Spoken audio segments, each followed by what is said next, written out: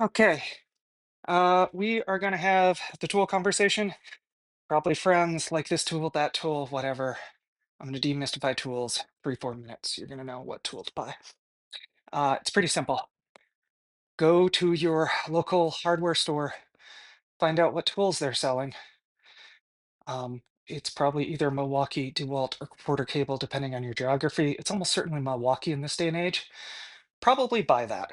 Once you buy that, um, you want to commit to a battery type because the batteries basically you don't want to have like a little DeWalt, a little Porter cable, and whatnot, and have 5 different battery chargers around. This is like the cardinal sin. So you want to stay to one of those big three brands. You want one that is serviced, right? You want one that you can go into whoever your local Milwaukee dealer is, throw it across the desk, or your DeWalt dealer, and they will just give you a new one like they do for the pros. Because if you're on a weekend project and they're like, sorry, Sam, can't get that for 3 weeks, it's back ordered. What are you gonna do, right? Um, that's a problem. The other thing you want to watch out for, some of these things have what I call a split SKU. I'm sure there's a better name for it. Basically, they ship one version to the big box store and then one version to their pro dealers, which are usually like smaller hardware stores or builder supplies. The problem with this is they are sometimes two different products and two different qualities. People that are infamous for doing this are, I believe, Steel does this, and maybe Husqvarna.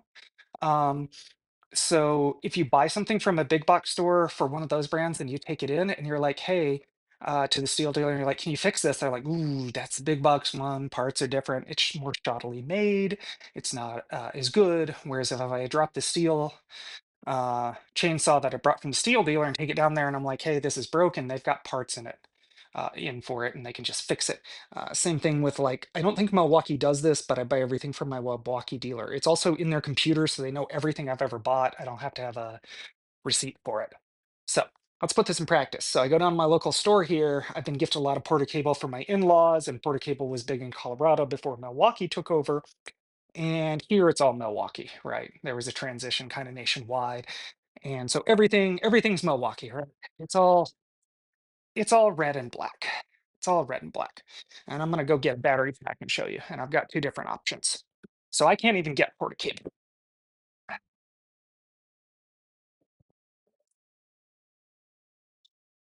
which is fine. So I'll just go Milwaukee. Um, Pros use Milwaukee. That's kind of their tagline, and they're right about it. So real quick though, let me digress. What makes the difference between a Pro Tool and a not Pro Tool? So if I get something like a Ryobi and I drop it, it'll break. The handle will break off. Bits and bobs will break off. It doesn't tend to work. If I sit there and just really hog it out and mix up a batch of mud or something with it, I can smell the motor burning, tends to die in the middle of the job. It's half the price or a third the price, but it also tends to blow up a lot. Um, and if you're doing small projects and just hanging pictures and stuff, maybe that's all right for you.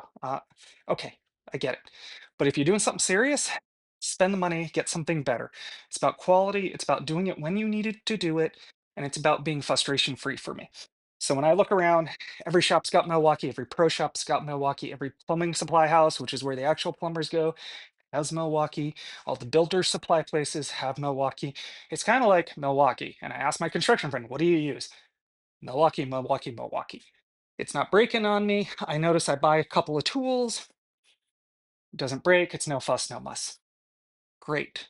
So you're starting out and you're like, okay, I'm convinced I'm going to do Milwaukee. What do you want to do? Around this time of year at Home Depot, Milwaukee, as far as I know, does not do split SKUs, but I recommend going to your local hardware store. If you have to, you can go to Home Depot. They will have a package and it will have a drill and an impact, and I'll pull these out and show you what they look like. Maybe.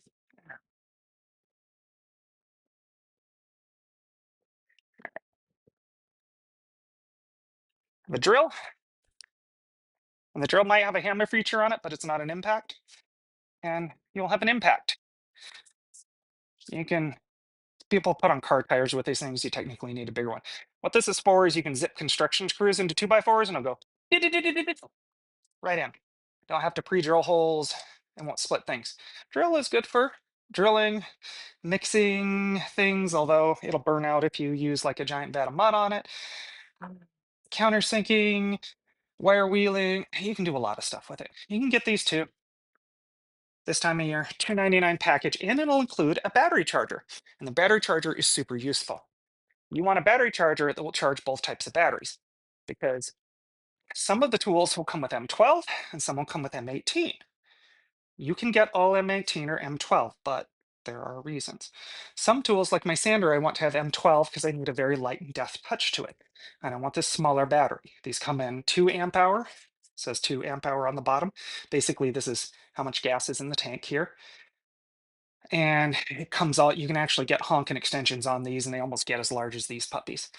And then you can get the M18, 18 volt, I believe, and they come in various amp hours here. 3.0 is 3 amp hours. This is the thin one. Maybe they make a 2 amp hour, but 3 is a slim one. But they come really fat too. I mean, these come like 6 amp hour plus. Um, they power circular saws and all sorts of stuff, but they also get really heavy on the tool. But if you're doing a lot and it sucks down juice like a circular saw or a caulk gun, you want a bigger battery pack, which is where the M18 is good. But my recommendation is to get a battery charger that does both, because I like M12 in my drill, I like it in my orbital sander. Pretty much the rest of the stuff I go M18, but be cognizant when you're buying stuff, is it M12 or is it M18?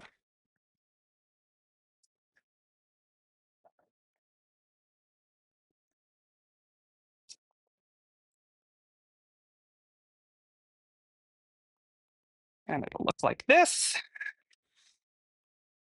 And M12 goes there, M18 gets on the front. You'll get everything you need to charge, and you can keep them going in and out. Classic error, if you're just starting out in DIY, is you'll be like, oh, it's expensive, and you won't notice your tool comes with another battery and pack. Now you can buy the tool only, and it gets a lot cheaper. For your first couple tools, though, you might want to buy it with the battery pack because sometimes it'll be cheaper. The batteries are expensive. So I might buy a first couple of good tools with the battery in the pack so I can have a couple of chargers and a couple of batteries. So I have spares and I can keep them constantly charging, because if you're doing a lot of work and as you get good at this, they'll swap out. I will also look for deals on batteries, especially after Christmas, during Christmas, after Christmas. Certain times of the year they'll run sales. Look for deals on batteries. You can stock up on batteries. It's not that they go bad, just as you get more stuff running, you'll need more batteries in the queue to keep charged up.